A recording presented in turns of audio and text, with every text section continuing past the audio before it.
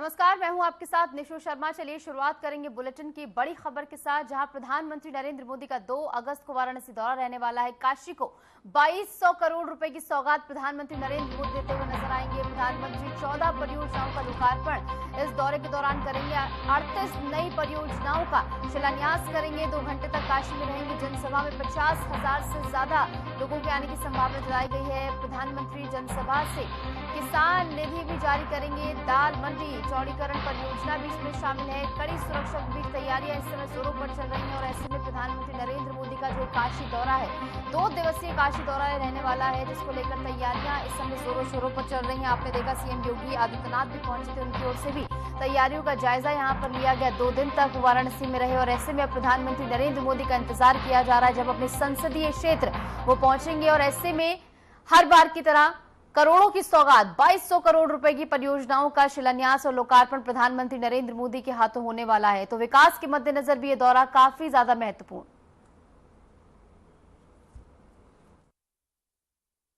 इसमें माननीय प्रधानमंत्री जी के द्वारा लगभग 15 प्रोजेक्ट 630 करोड़ का इसका लोकार्पण किया जाएगा और लगभग 38 प्रोजेक्ट जो 1618 करोड़ का उसका शिलान्यास किया जाएगा। इस प्रकार कुल 2248 करोड़ का प्रोजेक्ट का लोकार्पण और शिलान्यास की जाएगी। क्या व्यवस्थाएं की बात प्रधानमंत्री जी के आने पर आम पब्लिक के लिए?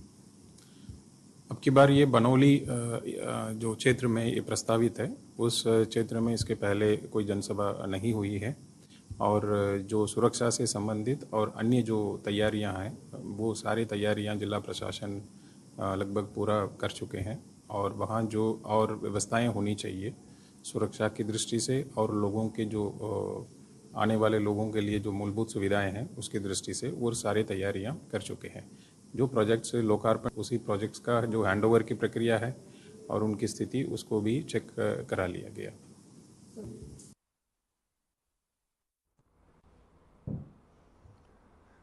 और इस बीच एक और बड़ी खबर आपको बता दें देहरादून से, जहां पर चुनाव परिणामों की गिनती लगातार जारी है। चुनावी नतीजों पर सबकी नजरें इस समय टिकी हुई है। मतगणना केंद्रों पर कड़ी सुरक्षा के इंतजाम किए गए हैं।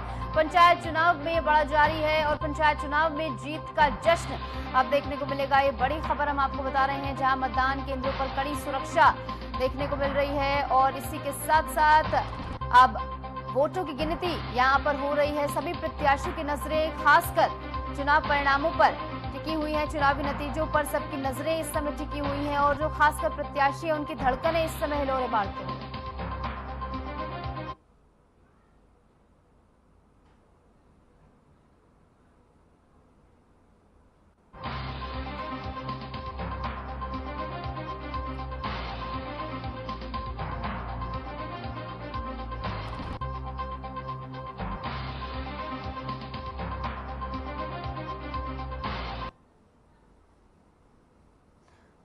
और देखिए कुछ तस्वीरें भी आपको दिखा रहे हैं मतदान केंद्रों की, जहां पर लगातार गिनती फिलहाल की जा रही है और ऐसे में सभी प्रत्याशियों की नजरें टिकी हुई है और जीत के जश्न की तैयारियां भी हालांकि फिलहाल चल रही होंगी, लेकिन इस बीच इंतजार सभी का परिणामों पर। जब इनकी घोषणा होगी तभी आधिकारिक तौर पर और औपचारिक तौर पर यह पता लगेगा कि आखिर जीत किसकी हुई है। तो मतदान केंद्रों पर यानी मतगणना केंद्रों पर इस समय कड़ी सुरक्षा रखी गई है। कोई भी ऐसी अनहोनी ना हो, इसका खासा ध्यान प्रशासन की ओर से रखा जा रहा है।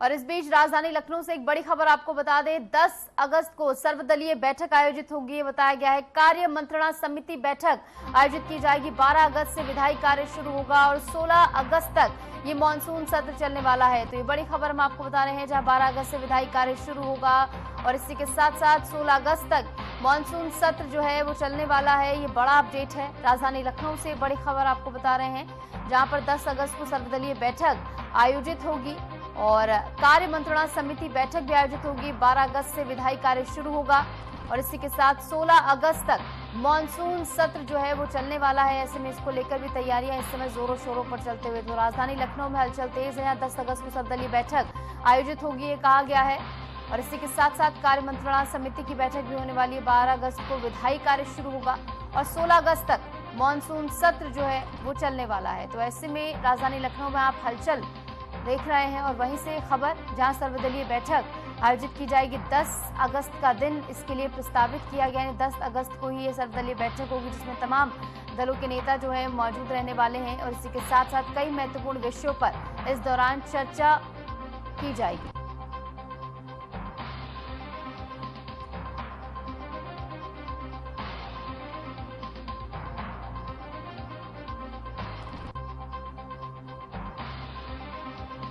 लखनऊ से बड़ी खबर है जहां पर 10 अगस्त को सर्वदलीय बैठक आयोजित होने वाली, इस पर ज्यादा जानकारी के लिए हमारे साथ हमारे संवाददाता अमन प्रधान जुड़ गए हैं। अमन, क्या कुछ जानकारी सर्वदलीय बैठक को लेकर? विधायी कार्य भी शुरू होगा, 16 अगस्त तक मानसून सत्र चलने वाला है, क्या कुछ पूरी जानकारी?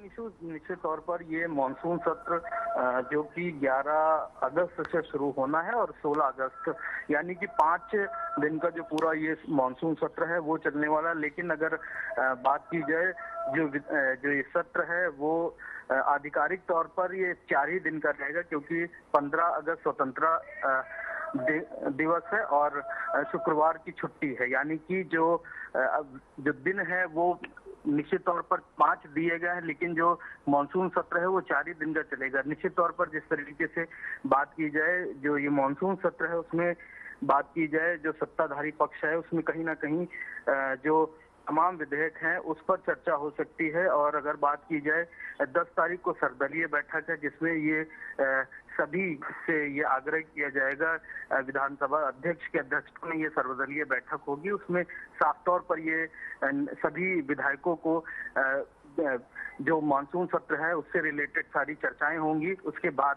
यानी उसके अगले दिन से 11 अगस्त से ये पूरा जो मानसून सत्र है वो शुरू किया जाएगा। बात की जाए अगर इस मानसून सत्र की, तो कहीं ना कहीं जो विधेयक हैं वो उसमें पारित हो सकते हैं। और अगर बात की जाए नियम 51 के तहत जो विधेयक कार्यवाही है वो उस पर बात हो सकती है।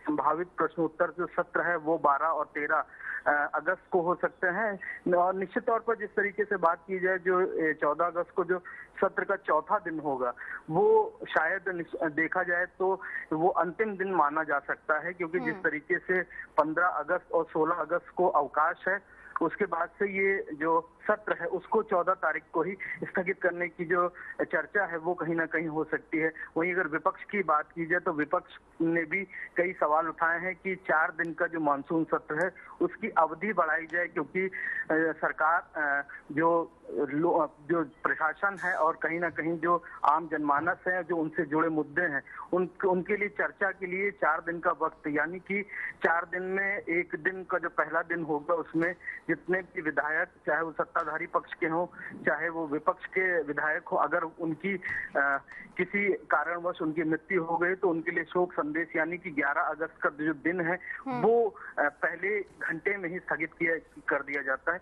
12 और 13 अगस्त 2 दिन में जो विधेयक है वो सत्ताधारी पक्ष अपना पेश करेगी, तो कहीं ना कहीं एक दिन का जो वक्त बचता है यानी कि 14 अगस्त का जो दिन है वो शायद कहीं ना कहीं विपक्ष की मांग है कि जितने भी जो जनता से जुड़े मुद्दे हैं उन पर चर्चा नहीं की जा सकती। तो कहीं ना कहीं विधानसभा अध्यक्ष से भी विपक्ष ने ये मांग करी है कि जो समय है वो उसको बढ़ाया जाए और जो जनता से जुड़े मुद्दे हैं उस पर गंभीर चर्चा के लिए समय अधिक मिल सके। जी मन, तो कुल मिलाकर विपक्ष की तैयारी भी पूरी है। तमाम मुद्दों को लेकर विपक्ष जो है सत्ता पक्ष को घेरता हुआ नजर आएगा। फिलहाल बहुत बहुत शुक्रिया, आप जुड़े हमारे साथ और तमाम जानकारी आपने साझा की है।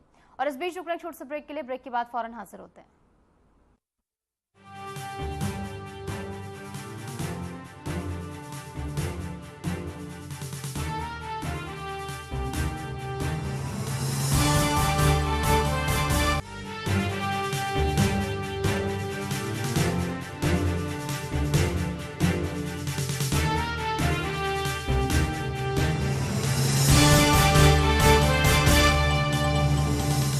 यशस्वी प्रधानमंत्री नरेंद्र मोदी जी के संकल्प सबका साथ सबका विकास को माननीय मुख्यमंत्री योगी आदित्यनाथ जी ने सामाजिक एकता एवं समरसता के उच्चतम मानदंडों के साथ बनाया है यूपी सरकार का मूल मंत्र। परिणाम स्वरूप 2017 के बाद उत्तर प्रदेश में सभी को मिले बिना किसी भेदभाव के रोजगार के समान अवसर एवं योजनाओं के लाभ। 8.5 लाख से अधिक सरकारी और 3,75,000 से अधिक संविदा पर नौकरी पाने वाले जहां निष्पक्ष और पारदर्शी प्रक्रिया के साक्षी बने, वहीं अनुसूचित जाति, जनजाति, पिछड़े एवं निम्न आय वर्ग के अभ्यर्थियों को मिला आरक्षण का संपूर्ण लाभ। प्रधानमंत्री गरीब कल्याण अन्न योजना, प्रधानमंत्री आवास योजना और जल जीवन मिशन से लेकर मुख्यमंत्री युवा स्वरोजगार और एक जनपद एक उत्पाद जैसी विभिन्न योजनाएं यूपी में अंत्योदय से सर्वोदय का सपना कर रही हैं साकार। काम दमदार, डबल इंजन सरकार।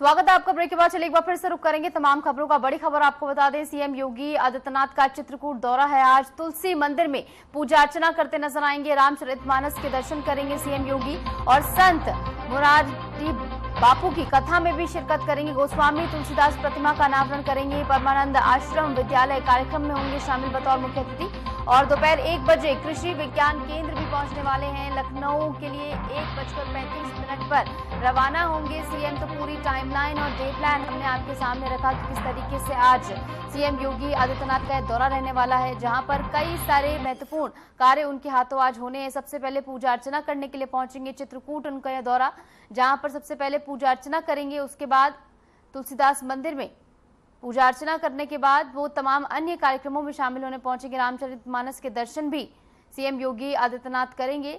और सीएम योगी का ये चित्रकूट दौरा, जहां पर कई सारे अहम कार्यक्रम, जिसमें बतौर मुख्य अतिथि सीएम योगी आदित्यनाथ जो है हिस्सा लेने के लिए पहुंचेंगे। और ऐसे में सबसे ज्यादा महत्वपूर्ण पूजा अर्चना जो सीएम योगी आदित्यनाथ का अध्यात्म से लगाव रहा है, ऐसे में अपने दौरे में सबसे पहले वो पूजा अर्चना करते हुए नजर आते हैं और वही क्रम आज भी नजर आएगा।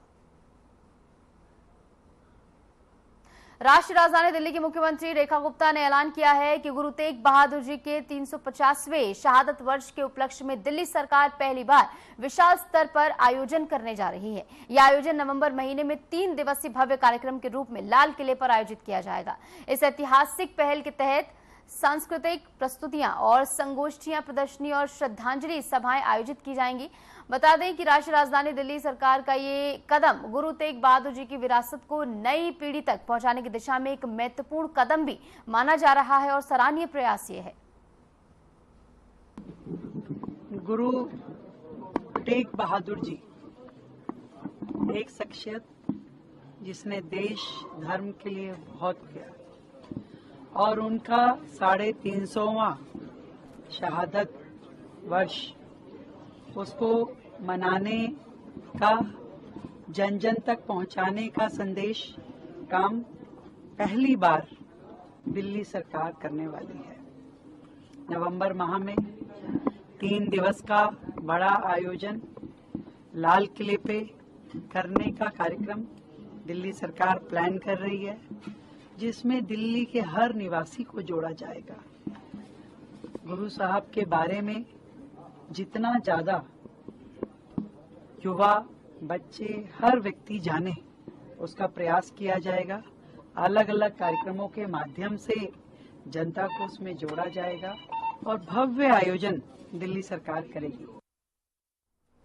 छत्तीसगढ़ के मुख्यमंत्री विष्णुदेव साय ने राष्ट्रीय राजधानी दिल्ली स्थित छत्तीसगढ़ भवन में राज्य के सांसदों के साथ एक महत्वपूर्ण बैठक की और बैठक का उद्देश्य राज्य के विकास से जुड़े मुद्दों पर चर्चा करना रहा। कई सारे अहम मुद्दे इसमें उठाए गए और केंद्र सरकार के साथ बेहतर समन्वय स्थापित करना भी इसका मूल स्वरूप रहा। इस दौरान मुख्यमंत्री ने सांसदों से सुझाव मांगे हैं, विभिन्न क्षेत्रों में चल रही योजनाओं की जानकारी भी साझा की है और बैठक में राज्य के हितों से जुड़े विषयों पर सामूहिक प्रयासों की जरूरत पर बल दिया गया है और कई सारे अहम मुद्दे जिसके जरिए राज्य का विकास संभव हो सके और तेजी से संभव हो सके, इस पर चर्चा की गई है।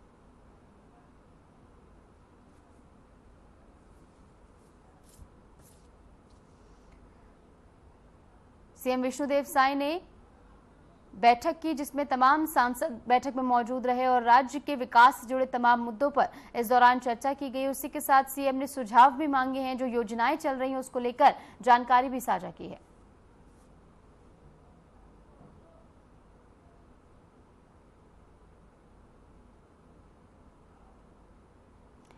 खबर रायपुर से है, जहां मुख्यमंत्री विष्णुदेव साय की अध्यक्षता में हुई कैबिनेट बैठक में कई अहम फैसले लिए गए हैं। राज्य में हो रहे अवैध रेत उत्खनन और परिवहन को रोकने के लिए रेत खदानों की जमीन आवंटन प्रक्रिया में बदलाव को मंजूरी भी इस बैठक में दी गई है। इसके अलावा छत्तीसगढ़ के क्रिकेट खिलाड़ियों को अंतर्राष्ट्रीय स्तर की ट्रेनिंग देने के लिए एक आधुनिक क्रिकेट अकेडमी स्थापित करने के फैसले पर भी कैबिनेट ने मुहर लगाई है।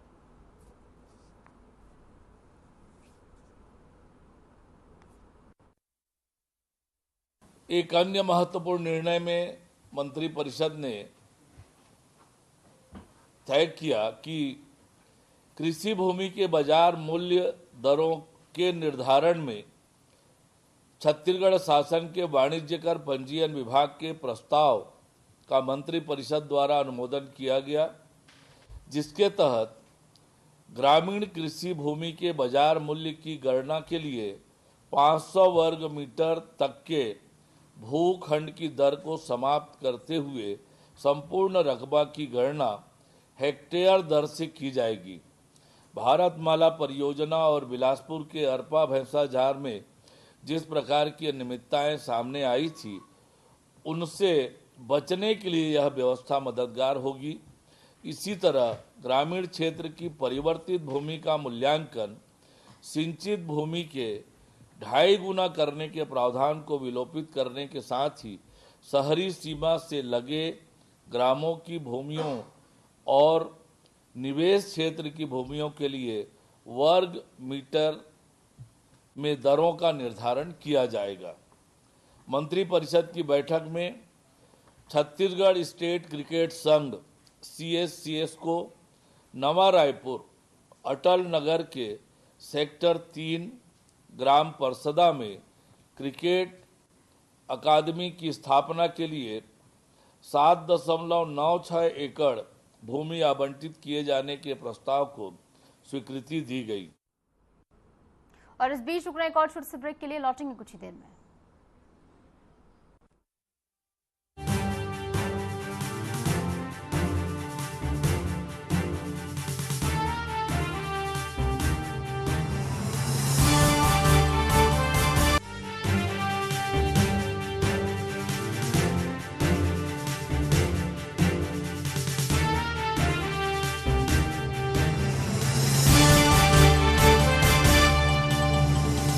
नवाचारी और नवोन्मेषी शिक्षा व्यवस्था से युवाओं की आशाओं को नई उड़ान दे रहा है नया उत्तर प्रदेश। ग्रामीण परिवेश हो या फिर नगरीय क्षेत्र, गुणवत्ता युक्त शिक्षा बनी है नए उत्तर प्रदेश की पहचान। स्कूल चलो अभियान और शारदा प्रोग्राम जैसे अभिनव प्रयासों से ड्रॉप आउट दर में आई है उल्लेखनीय गिरावट। ऑपरेशन कायाकल्प और टैबलेट वितरण जैसे कदमों से डिजिटल शिक्षा को मिले हैं नए आयाम। बेसिक शिक्षा से हायर एजुकेशन तक शिक्षा में उठाए गए अभूतपूर्व कदमों से हुआ है एजुकेशन का ट्रांसफॉर्मेशन। अंत्योदय और बिना किसी भेदभाव के सबको समान शिक्षा का अधिकार बना है युवाओं के उज्जवल भविष्य का आधार। वर्ष 2017 के बाद डबल इंजन सरकार के अभिनव प्रयासों ने नए उत्तर प्रदेश की शिक्षा व्यवस्था में किया है युगांतकारी ट्रांसफॉर्मेशन। समान शिक्षा का अधिकार, डबल इंजन सरकार।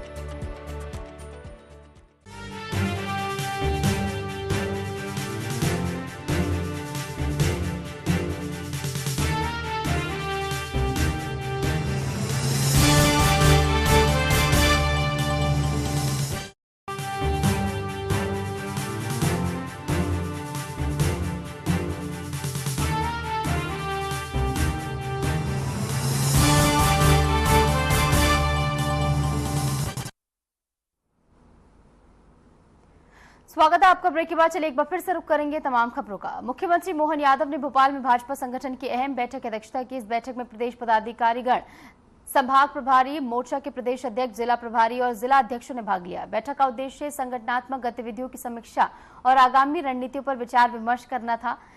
आपको बता दें कि इस अवसर पर भाजपा के राष्ट्रीय सह संगठन महामंत्री शिव प्रकाश, क्षेत्रीय संगठन महामंत्री अजय जमवाल और प्रदेश संगठन महामंत्री हितानंद, प्रदेश अध्यक्ष हेमंत खंडेलवाल, प्रदेश प्रभारी महेंद्र सिंह और सह प्रभारी एवं विधायक सतीश उपाध्याय भी विशेष रूप से उपस्थित रहे। बता दें कि इस बैठक में बूथ स्तर पर संगठन को मजबूत करने, कार्यकर्ताओं के प्रशिक्षण और इसी के साथ आगामी चुनावी तैयारियों को लेकर विस्तार से चर्चा की गई है। मुख्यमंत्री मोहन यादव ने सभी कार्यकर्ताओं का आह्वान किया है कि वे पूरी ऊर्जा के साथ जनसेवा और संगठन विस्तार में जुटे।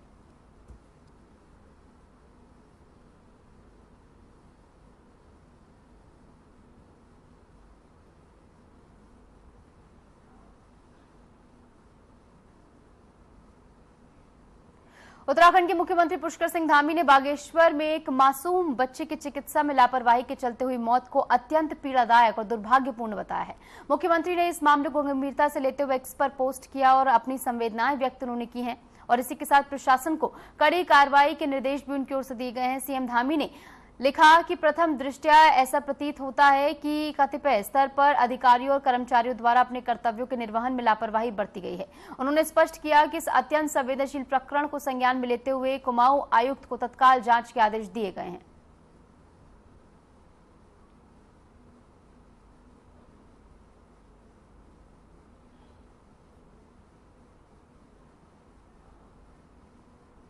महाराष्ट्र के बहुचर्चित मालेगांव विस्फोट मामले में आज का दिन बेहद अहम साबित होने वाला है। 17 साल बाद मुंबई की एक विशेष एनआईए अदालत इस मामले में अपना फैसला सुनाने जा रही है। ये मामला 29 सितंबर 2008 का है, जब नासिक जिले के मालेगांव शहर में एक मस्जिद के पास खड़ी मोटरसाइकिल पर रखे गए विस्फोटक उपकरण में धमाका हो गया। इस धमाके में 6 लोगों की जान चली गई थी और कई अन्य इसमें घायल भी हुए थे। बता दें कि मालेगांव विस्फोट केस लंबे समय से सुर्खियों में रहा है और इसमें कई चर्चित नाम आरोपी के तौर पर सामने आए हैं। मामले की जांच बाद में राष्ट्रीय जांच एजेंसी यानी कि एनआईए को सौंपी गई थी। इस केस को लेकर कई बार गवाह और साक्ष्य बदलने के आरोप, राजनीतिक विवाद और देरी से न्याय को लेकर सवाल उठते रहे हैं।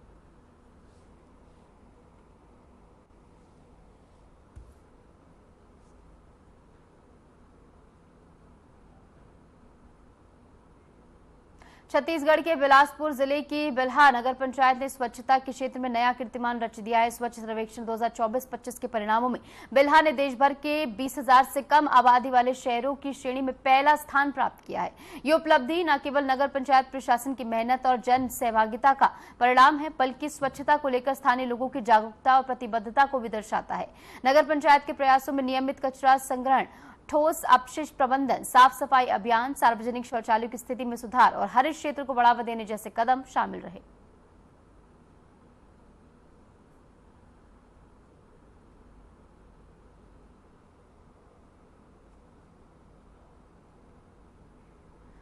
भारत की शतरंज प्रतिभा दिव्या देशमुख जब 2025 फीडा महिला विश्व कप की विजेता बनकर नागपुर लौटी तो नागपुर एयरपोर्ट पर उन्हें लेने के लिए भारी संख्या में प्रशंसकों और परिजनों की भीड़ उमड़ पड़ी।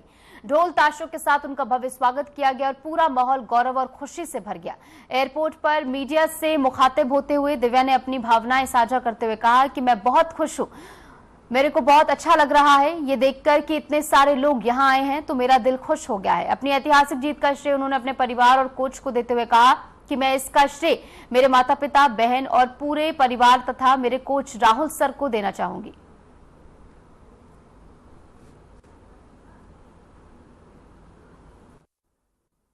मैं बहुत खुश हूँ, मेरे को बहुत अच्छा लग रहा है देख के कि इतने सारे लोग आए हैं, चेस को रिकॉग्नाइज कर रहे हैं एंड मेरा दिल बहुत खुश हो गया है। मेरे पेरेंट्स को, मेरे बहन को और मेरी पूरी फैमिली को एंड मेरे first coach Rahul Joshi sir को।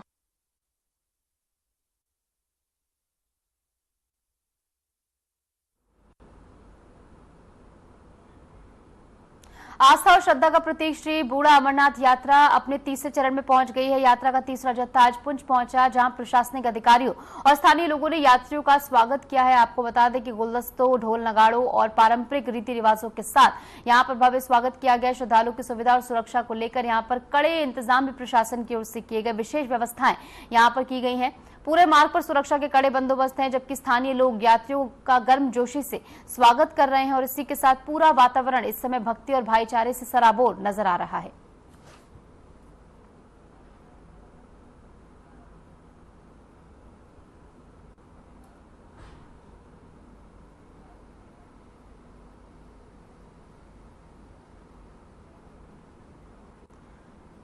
तो वहीं बात करेंगे राष्ट्रीय राजधानी दिल्ली की, जहां कई हिस्सों में आज बारिश हुई, जिससे मौसम सुहावना हो गया है और लोगों को उमस से राहत भी मिली है। हालांकि कुछ इलाकों में हल्का जलभराव भी देखने को मिला है। नोएडा में भी दिन भर रुक रुक कर बारिश होती रही, जिससे तापमान में गिरावट दर्ज की गई है। आपको बता दें गाजियाबाद के पौष इलाकों में भारी बारिश के कारण गंभीर जलभराव की स्थिति भी बन गई है। ये 4 तस्वीरें आपकी टीवी स्क्रीन पर, जहां पर पहली उत्तर प्रदेश तो दूसरी दिल्ली, मध्य प्रदेश और राजस्थान, यानी देश के अलग अलग हिस्सों से तस्वीरें हैं। और हालात यहां पर बेहद संवेदनशील कई कई जगहों पर बन गए हैं, क्योंकि बारिश होने के चलते जलभराव की स्थिति से लोग जूझते हुए नजर आ रहे हैं। और 4 तस्वीरें आपको दिखा रहे हैं उत्तर प्रदेश, दिल्ली, मध्य प्रदेश, राजस्थान से, जहां पर आप समझ सकते हैं इन्हें देखकर कि किस तरीके से बारिश के चलते लोगों को राहत तो मिली है, लेकिन राहत के साथ साथ कई कई जगहों पर यह आफत बनकर भी आई है।